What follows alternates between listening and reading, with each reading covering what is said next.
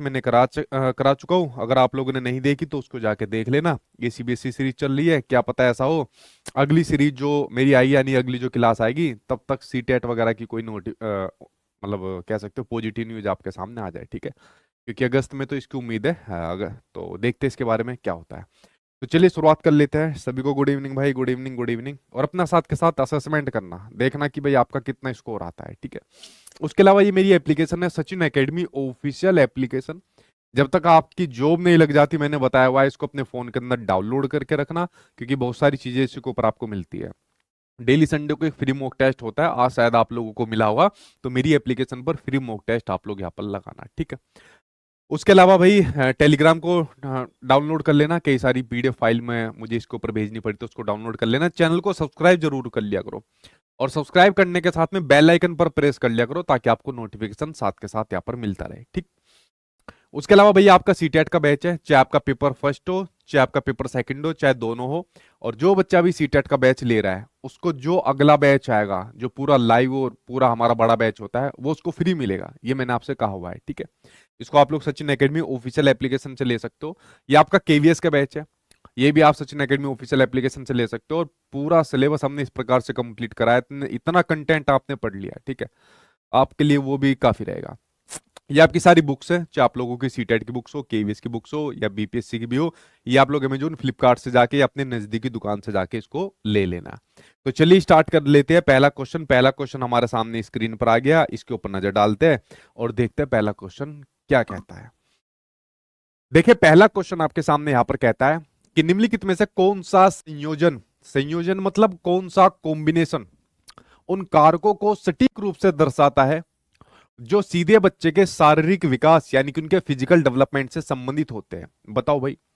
जैसे अगर मैं बात करूं विकास दर यानी कि जो ग्रोथ की रेट होती है, ठीक है। देखिए चाहे ग्रोथ रेट हो चाहे डेवलपमेंट रेट हो, ये जो दर होती है ना, ये कैसे होती है, ये अलग अलग देखने को मिलती है हर किसी बच्चे के अंदर, ठीक है। हर किसी बच्चे के अंदर क्या देखने को मिलती है, अलग अलग देखने को मिलती है। और किसकी वजह से देखने को मिलती है, ये देखने को मिलती है आपके हेरिडिटी और एनवायरमेंट की वजह से। किसकी, हेरिडिटी और एनवायरनमेंट यानी कि आनुवांशिकता और पर्यावरण की वजह से ये आपको अलग अलग देखने को मिलती है, ठीक है। ग्रोथ रेट किसी की जल्दी हाइट बढ़ जाती है, किसी की कम बढ़ती है, किसी का जल्दी शरीर बढ़ जाता है, किसी का कम बढ़ता है यहाँ पर आपका, ठीक है।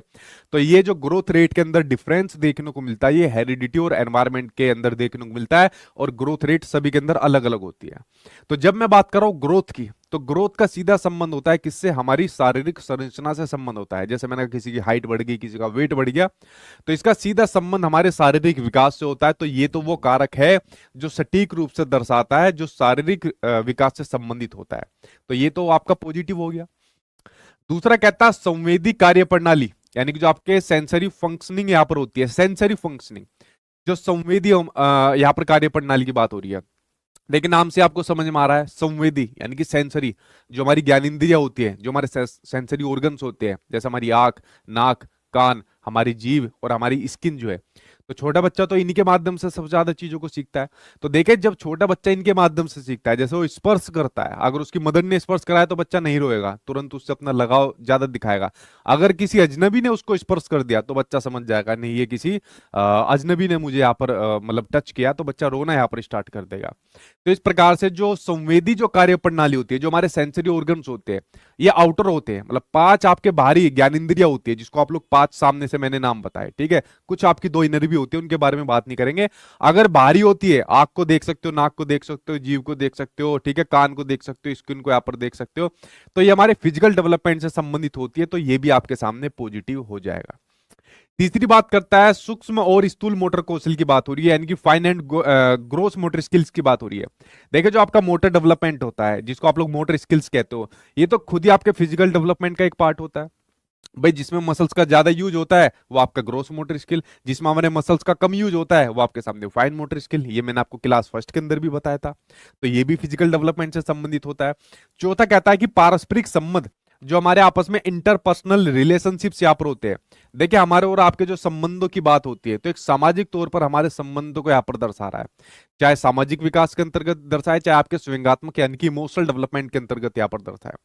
तो हमारे जो रिलेशन होते हैं, ठीक है, चाहे मतलब किसी के भी हो, फैमिली के थ्रू हो या दोस्त यार के थ्रू हो, जो हमारे समाज के अंदर हमारे संबंध बन जाते हैं, फैमिली के, पड़ोसियों के, स्कूल के, ये संबंध हमारे शारीरिक विकास के अंदर नहीं आएंगे, इसको हम लोग सामाजिक या संज्ञात्मक विकास के अंदर ले लेंगे, तो ये नहीं होगा।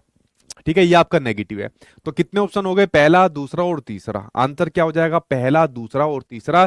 थर्ड आंसर यहां पर आपके सामने सही हो जाएगा। बिल्कुल ठीक आप लोग दे रहे हो। ठीक, देखते हैं नेक्स्ट क्वेश्चन। नेक्स्ट क्या कहता है? नेक्स्ट कहता है कि बाल केंद्रित शिक्षण शास्त्र, यहां पर बात हो रही है चाइल्ड सेंटर्ड पेडागोजी की। अब कैसी पेडागोजी का यूज आपको करना होता है? रचनावाद के अकॉर्डिंग आपको चाइल्ड सेंटर्ड पेडागोजी का यूज करना पड़ता है।